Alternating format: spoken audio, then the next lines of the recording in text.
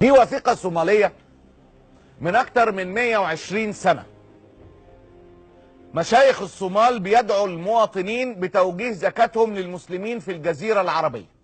دي وثيقة صومالية من أكتر من 120 سنة يدعو فيها مشايخ الصومال أهالي الصومال إنه يوجهوا الزكاة لأهل نجد والحجاز، حيث كانت البلاد تعاني في تلك الفترة من أشد موجات القحط والمجاعات على وجه الأرض. واليوم صاروا هم في مجاعة ونحن نجمع لهم التبرعات، فلنحذر فإن النعمة لا تدوم والأيام يداولها الله بين الناس. هكذا هو الأمر. واليوم صاروا هم في مجاعة ونحن نجمع لهم التبرعات، فلنحذر فإن النعمة لا تدوم والأيام يداولها الله بين الناس. هكذا هو الأمر. ده اللي حصل من 120 سنة قبل اكتشاف أي حاجة، قبل إنشاء الدول من أساسه، قبل بتاع.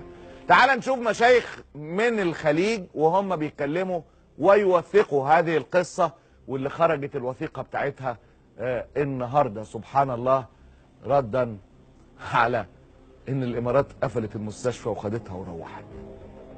قبل 120 سنة صدرت فتوى من علماء الصومال بدفع الزكاة لأهل نجد.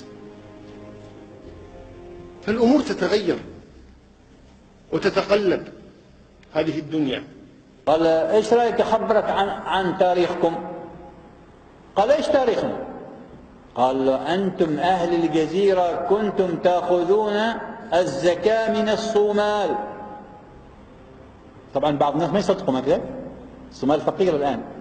الصومال وجد عن علمائهم فتوى من أحد المواطنين الصوماليين يقول: يا أيها المشايخ، إن إخواننا المسلمين في الجزيرة محتاجون فقراء ومساكين، فهل يجوز أن نخرج زكاتنا في إخواننا في الحجاز؟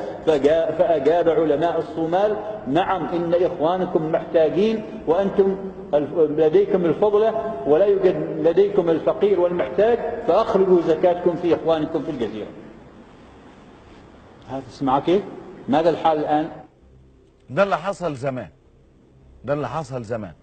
لكن مع كل أسف النظام الإماراتي استخدم كل الأساليب بتاعة المعايرة في معايرة أهل الصومال وابتزازهم بمساعدتهم، زي ما شيخ اسمه إماراتي أحمد موسى طلع عمل كده قلت لك امبارح، وكل القنوات الإماراتية حملة شعواء على اخواتنا الغلابة في الصومال عشان قرروا ان